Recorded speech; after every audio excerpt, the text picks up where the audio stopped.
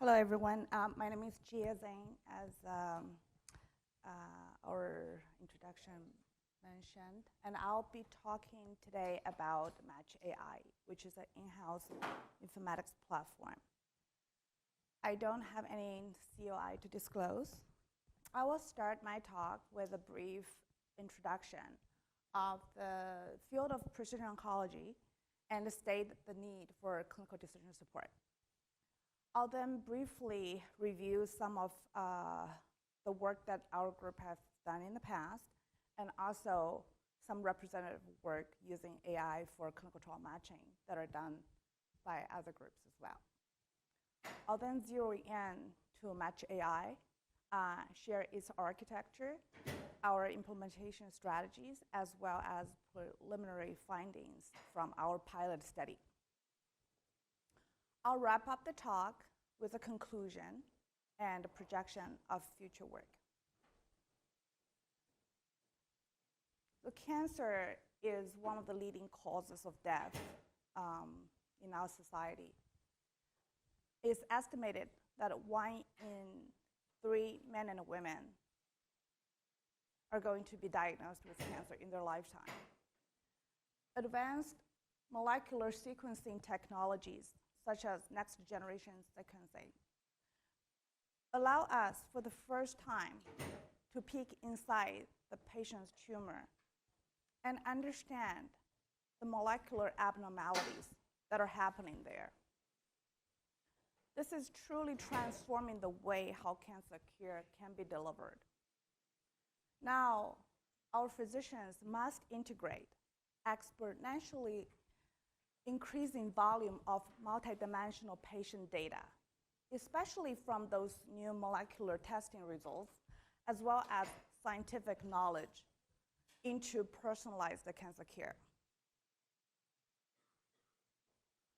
Our group has been a leader in this space by providing clinical decision support to aid our clinicians' decision-making for over a decade, and actively participating in numerous studies in research.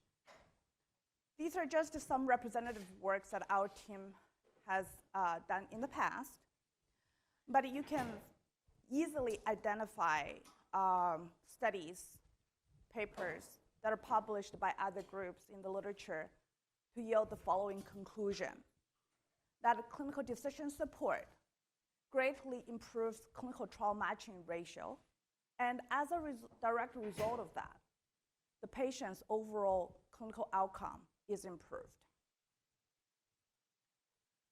Now we have established the need for clinical decision support in precision oncology. It is also very important to point out the challenges it faces as a field.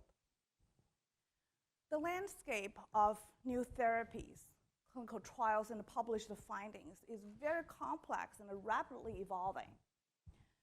Judging from our own knowledge-based precision KB, we've noticed about 51% increase in the number of new oncology drugs, and also 57% increase in cancer-related clinical trials since 2019.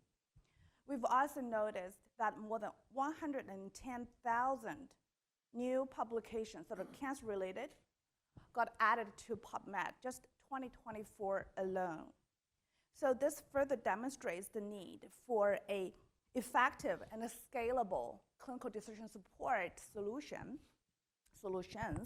that can rapidly synthesize the vast amount of genomic, clinical, and investigational information in order to deliver truly personalized cancer care.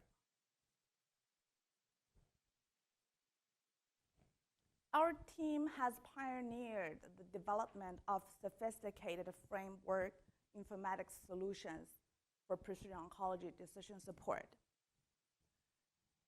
In our knowledge-based precision KB, we have expertly curated annotation content on over 36,000 alterations, more than 2,000 oncology drugs, and more than 8,000 clinical trials.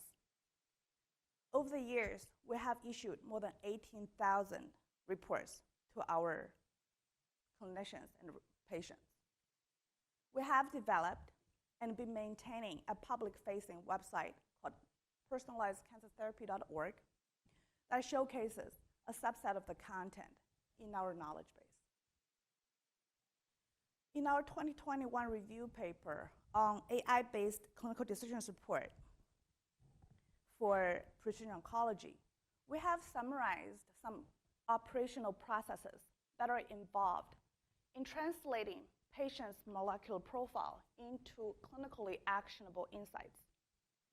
Very briefly, given a patient's molecular profile as input, each alteration seen in our patient's tumor will be undergoing an interpretation process so that its functional and therapeutic effect can be ascertained.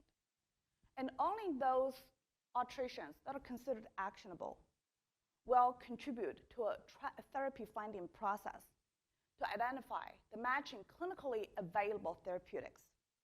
Now, in clinical workflow, anything that is tested in preclinical world is not applicable, as you know. So we start from the highest level of evidence. Those are approved by FDA, followed by those that are recommended by professional guidelines, and then tested in ongoing clinical trials.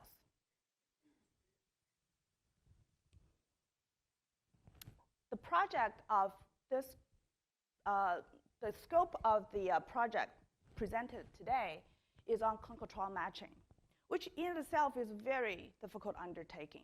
For background, on clinicaltrials.gov, there are more than 20,000 ongoing clinical trials actively enrolling new patients. And the pertinent information about the eligibility are embedded in natural language form. On the other hand, from the patient's perspective, it is also critical to incorporate multidimensional patient data, including molecular, clinical profile, et cetera, for accurate patient trial matching. Since 2023, several groups have explored the utilization of large language model in clinical trial matching. Some notable examples include Trial GPT, Meredith, and a system developed by Microsoft Health, as well as some commercially available solutions such as OncoLLM, Trially AI, et cetera. All of these systems have demonstrated great potential of LLM in this space, which is very encouraging. However, we've also noticed that most of them are validated using fictional patient data, so their impact on real-world data remains to be seen. Additionally, most of them only considered patients' clinical profile using the clinical notes as a source, but we think it's also important to incorporate other data. We also felt that there is some room for improvement in their attention for addressing transparency and customizability of the AI models as well. So this motivated us to propose Match AI with a specific goal. That is to achieve effective and scalable clinical decision support for personalized cancer care by exploring LLM-based AI technology with expert-in-the-loop mechanism with the eventual goal of clinical deployment. I would like to share some of the key design principles of Match AI. First and foremost, we believe it is important to leverage LLMs for those tasks that would greatly benefit from their strength, and meanwhile, pay attention to the process and strategies for maximizing the AI's transparency and customizability. In the context of a clinical workflow and a clinical deployment, it is critical to keep the clinician and clinical team in the loop. We also implement the feedback loop so that the AI solutions can evolve over time. We integrate the genomic testing data in our solution, and also whenever possible, we integrate contextual and pertinent local data. So this illustration summarizes the architecture of Match AI, where the green boxes are the computational units. So given the patient's molecular profile, tumor type, and demographic information, by the way, all of which are high-quality structured data, we utilize Trial Finder to identify a list of candidate trials. The Trial Finder's implementation is based upon Octane from one of our previous publications. It's a framework. So these candidate trials will go through a LLM-based universal trial annotator that aggregates the full scope eligibility from clinicaltrials.gov or the site-specific protocol if we have access to it. And the trial representation will be generated considering all of these information. That is fed to another LLM-based unit called Patient Trial Matching Eligibility Assessment Unit, EAU, which also takes the patient's clinical notes from EHR as input. Per candidate trial, per criterion, our AI agent diligently assesses the patient's eligibility and produces a call. At the trial level, there's also an overall call in terms of eligibility, followed by a very detailed AI reasoning to be shared, all of which are shared with our human expert, who at any point can override the AI's recommendation if they make no sense. Now, should that happen, their feedback is captured so that we can evolve the AI in the next iteration. From our pilot study, we have used 100 or so patients who have more recently undergone clinical trial matching using Octane. The universal trial annotation annotated the trials in the candidate list, and the eligibility assessment unit assessed the collective 900 or so patient trial tuples. 35% of them received, at a trial level, an overall eligibility call of eligible or potentially eligible, while the rest being ineligible. If we were to take the liberty and extrapolate from these preliminary analysis, we are expecting a significant reduction in the number of trials that our providers have to review. So the candidate trial list is the initial, candidate pool. They're there because of the molecular information, because of the tumor type and other demographic information is a match. However, once the full scope eligibility criteria and also the patient's clinical profile are considered, some of them potentially may no longer be compatible. In terms of validation, we have created a sample of 10 patient cases, and they were reviewed by a precision oncology scientist.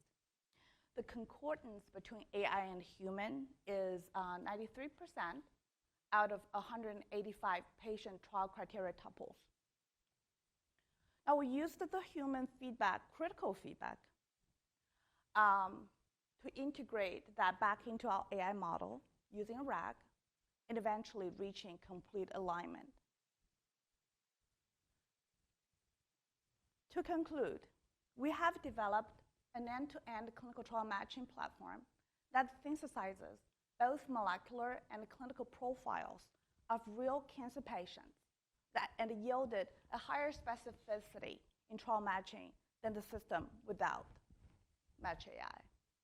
Match AI is a hybrid framework that combines the LLM's prowess in comprehending natural language and also the merit of having high-quality structured data. The fine granularity of AI's assessment, as well as the inclusion of very detailed reasoning, enhance the transparency of AI. Keeping the human experts in the loop increases safety for AI's integration in clinical workflow and allows AI to iteratively evolve based upon human feedback. We built our Match AI solution on open-weight LLM models and deployed them in our institution's AI infrastructure. We believe that Match AI is poised to protect patient privacy, reduce cost over time, and enhance transparency and customizability of AI models.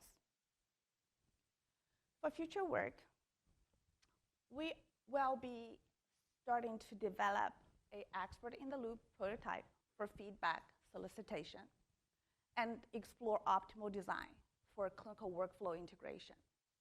We will also use a subset, about 80% of the cases from our pilot study to train the AI model, and the 20% as a holdout to validate how the performance of the said model. We're also open to explore other technologies and techniques to further boost the performance of AI, such as chain of thought and reinforcement fine-tuning. Afterwards, we will be prospectively validating our AI model using new mutations, clinical trial updates that arise from clinical workflow. With that, I would like to acknowledge the contribution of my co-authors, as well as my team, my department, and IDSO for their support. Thank you very much for your attention. Now I'll take questions.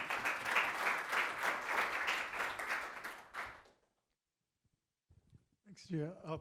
So I want to see if I'm getting this right. So you use it to sort through all the thousands of trials that are out there to find the ones that best match the specific patient, is that right? And then what are they, is it then up to the practitioner to decide, oh, this trial suggests that this is the best treatment, or what's the next step? I'm trying to figure out. Okay. Once you get it scaled to a smaller set of studies. So you're asking post the Match AI, what is, yeah. So certainly the clinician and their team, they will take a look at what the system is recommending, and obviously evaluate whether there's any flaw. So assuming they've identified, sometimes there's no trial that is matched, unfortunately. But if there are some trials, then it comes down to prioritization, right? So then the part of our work that is not discussed in this presentation, but is very core to what we do as a group, is the alteration interpretation.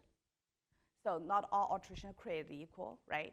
Therefore, depending on the functional and the therapeutic effect of the alteration, I guess as a clinician's perspective, they will also help them to prioritize the treatments that are offered. And frankly, there are, logistical barriers. Some of them happened just like a closed opening very recently. So that happens, but we try, that's why I think it's important as much as possible to integrate local data, right? ClinicalTrials.gov is great, but it's a multi-site. At any point, for these multi-site clinical trials, you have dozens of sites running nationwide or globally. Their opening status is never going to be reflected in that central repository. So I think for clinical deployment, these become very critical information, and we try our best to get that to our clinicians, so they are no longer doing that filtering afterwards. Sure. Any other questions? Okay, I see.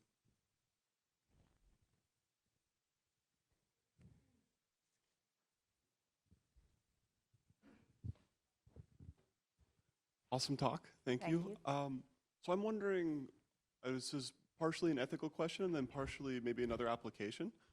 So perhaps when you're recommending patients for these clinical trials, we're recommending a subset of patients with biomarkers that indicate they're likely to have a successful response to the treatment.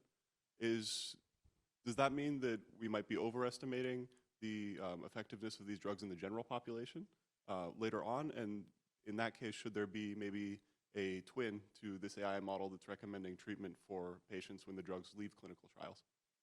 Yeah, that's a great point.